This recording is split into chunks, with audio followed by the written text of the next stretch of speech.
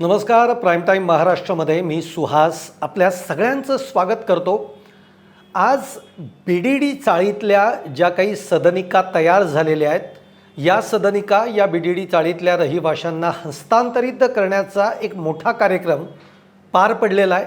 ज्या कार्यक्रमाला मुख्यमंत्री आणि दोन्हीही उपमुख्यमंत्री म्हणजे एकनाथ शिंदे आणि सुनेत्राताई पवार हे सगळेच उपस्थित होते आणि त्यांच्या या उपस्थितीमध्ये या सदनिका बीडीडी चाळीकरातल्या लोकांना देण्यात आल्या. हा कार्यक्रम झाला आणि आज म्हणजे हे पण चालू आहे, विधिमंडळामध्ये अधिवेशनही सुरू आहे.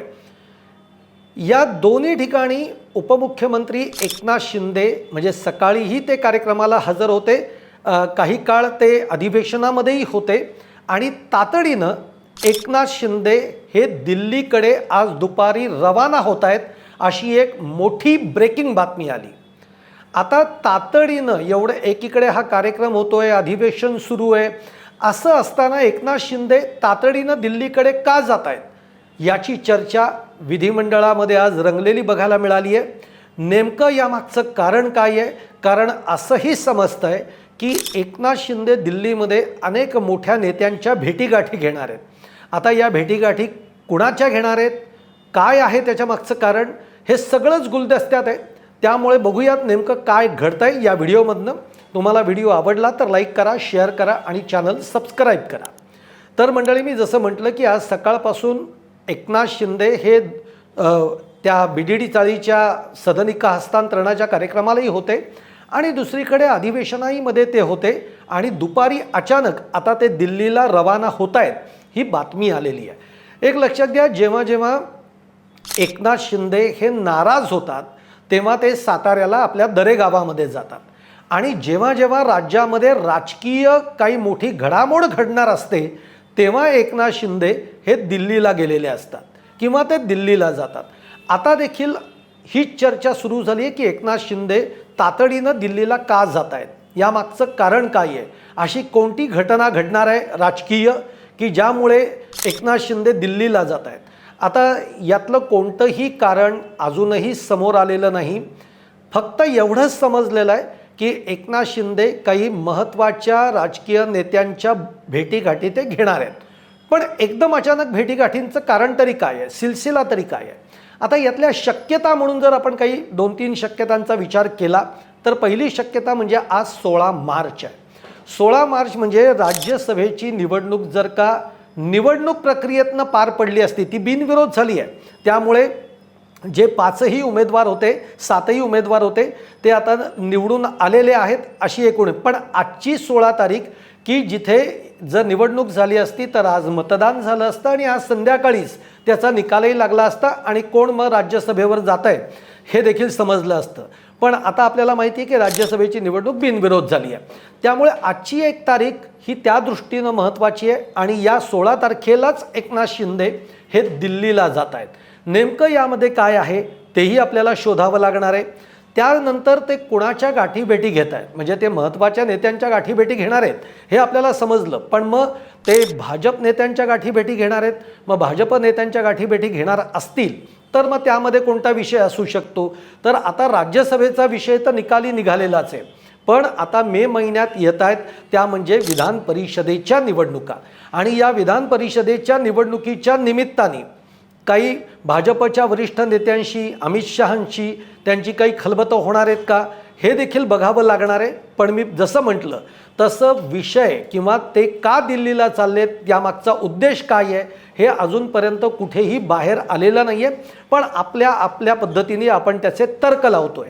त्यामुळे विधान परिषदेच्या निवडणुका ज्या आता जवळ येत आहेत, मे महिन्यामध्ये एप्रिल एंडपर्यंत त्या होतील, त्या दृष्टीनं एकनाथ शिंदेंची ही दिल्ली वारी आहे का याकडेही आपल्याला लक्ष ठेवून राहावं लागणार आहे. तसंच एक म्हणजे या घडामोडीचा तसा अर्थार्थी संबंध नाही आहे, पण राजकारणामध्ये काहीही होऊ शकतं असं जेव्हा आपण म्हणत असतो तेव्हा एक लक्षात घ्या की सध्या संजय राऊत आणि आदित्य ठाकरे यांच्यामध्ये काही फारसं सख्य नाही आहे. म्हणजे राज्यसभेच्या उमेदवारीवरूनच आदित्य ठाकरे आणि संजय राऊत यांच्यामध्ये बिनसलंय अशा बातम्यासुद्धा गेल्या 2-4 दिवसामध्ये बाहेर आलेल्या आपल्याला बघायला मिळाल्या असतील, तुम्ही बघितल्या असतील, वाचल्या असतील. त्यामुळे संजय राऊत नाराज आहेत. संजय राऊत कदाचित शिवसेनेला सोडचिठ्ठी देतील अशी चर्चा रंगली आहे. याच्यामध्ये मला तरी काही फार तथ्य वाटतंय असं नाही, पण काही सांगता येत नाही. त्यामुळे या पार्श्वभूमीवर मी हेही ताडून बघण्याचा प्रयत्न केला की संजय राऊत दिल्लीत आहेत का, कारण ते अनेक नेत्यांच्या भेटीगाठी घेणार आहेत. संजय राऊत खासदार आहेत आणि संजय राऊत दिल्लीत असतात, त्यांचं वास्तव्य दिल्लीत असतं. त्यामुळे तोही मी प्रयत्न केला की तिथनं काही आपल्याला सुगावा मिळतोय का. पण संजय राऊत नेमके काल परवापर्यंत दिल्लीमध्ये होते, पण आज ते मुंबईमध्ये आहेत. तरीही त्या दृष्टीतनं कोणाच्या गाठीभेटी होत आहेत का यावरही आपल्याला लक्ष ठेवून राहावं लागणार आहे. त्यानंतर विधान परिषदेचा जसा मी मुद्दा मांडला, कारण आत्ताच्या राज्यसभेच्या वेळेचा आपण जर का विचार केला तर राज्यसभेमध्ये एकनाथ शिंदेंच्या वाटेला एकच जागा आलेली आहे. विधान परिषदेच्या मध्ये सुद्धा कदाचित एकनाथ शिंदे आणि राष्ट्रवादी अजित पवार गटाला एक जागा येतील अशी शक्यता आहे. पण आपल्याला अधिकची एखादी जागा मिळावी अशी काही मागणी एकनाथ शिंदेंकडनं होऊ शकते का, याची देखील चाचपणी आपल्याला बघावी लागणार आहे. आणि तिसरा एक महत्त्वाचा मुद्दा म्हणजे आत्ता काही 2-4 दिवसापूर्वीच आपण बघितलं की शिवसेना कुणाची याचं जे सगळं प्रकरण हे सुप्रीम कोर्टामध्ये सुरू आहे.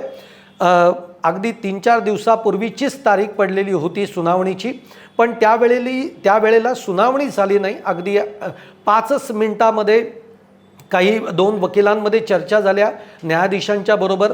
कपिल सिब्बल असं म्हणाले की मला माझी बाजू मांडायला 2 तास लागतील. त्यावर न्यायाधीशांनी त्यांना आपल्याला 1 ते 1.5 तास आम्ही देऊ शकू असंही सांगितलं. पण याबाबतची जी सुनावणी आहे ती पुढच्या आता मे महिन्यामध्ये एप्रिल महिन्यामध्ये ढकलण्यात आलेली आहे. त्यामुळे त्या दृष्टीनं सुद्धा त्या पातळीवर, कारण असीम सरोदे जे आहेत, असीम सरोदे असं म्हणालेले की शिवसेना कुणाची या बाबतीतला जो निकाल आहे तो उद्धव ठाकरेंच्या शिवसेनेच्या बाजूनीच लागणार आहे. कारण याच्यामध्ये 2 प्रकरणं आहेत. एक प्रकरण आहे ते म्हणजे आमदार अपात्रतेच्या विषयीचं एक प्रकरण आहे आणि दुसरं आहे ते शिवसेना नाव आणि चिन्हाचं प्रकरण. तर असीम सरोदेंच्या मते हे जे सतत सुनावणी लांबणीवर पडते याचं कारण असं आहे कारण याचा निकाल बघायला गेलं तर तो उद्धव ठाकरेंच्या बाजूनी लागणार आहे असं असीम सरोदेंचं म्हणणं आहे. या पार्श्वभूमीवर काही वकिलांच्या गाठीभेटी, काही नेत्यांच्या गाठीभेटी घेण्यासाठी तातडीनं एकनाथ शिंदे रवाना झालेत का, याही अर्थाने आपल्याला आत्ता एकनाथ शिंदेंच्या दिल्ली वारीकडे बघावं लागतंय. पण या दिल्ली वारीमध्ये काहीतरी दडलंय आणि ते अत्यंत महत्त्वाचं दडलंय हे मात्र नक्की. कारण आज दुपारपर्यंत एकनाथ शिंदे हे मुख्यमंत्री यांच्याबरोबर होते, ते एका कार्यक्रमामध्ये सहभागी झाले, जसं मी BDD चाळीचा विषय सांगितला त्याचप्रमाणे अधिवेशनामध्ये ते होते आणि एकदम अचानक ते दिल्लीला रवाना झाले. त्यामुळे चर्चा रंगलेली आहे. यामागचं नेमकं कारण काय आहे याची उत्सुकता शिगेला पोचलेली आहे आणि नजीकच्या काळामध्ये राजकारणामध्ये काही वेगळं घडणार आहे का याची देखील चर्चा या निमित्ताने सुरू झाली आहे.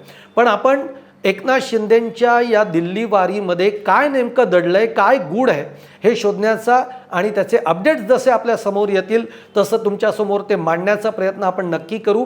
पण आज ही दिल्ली वारी एकनाथ शिंदेंची फार महत्त्वाची मानली जाते, त्यामुळे त्यावर आपलं लक्ष असेलच. तुम्हाला सुद्धा काय वाटतंय, एकनाथ शिंदे इतक्या तातडीनं दुपारी दिल्लीकडे का रवाना झालेत? तुम्हाला काही कारणं वाटत असतील तर तुम्ही देखील कमेंट बॉक्समध्ये जरूर टाका आणि माझा व्हिडिओ जर तुम्हाला आवडला असेल तर लाईक करा, शेअर करा आणि आमचं चॅनल सबस्क्राईब करायला विसरू नका. धन्यवाद.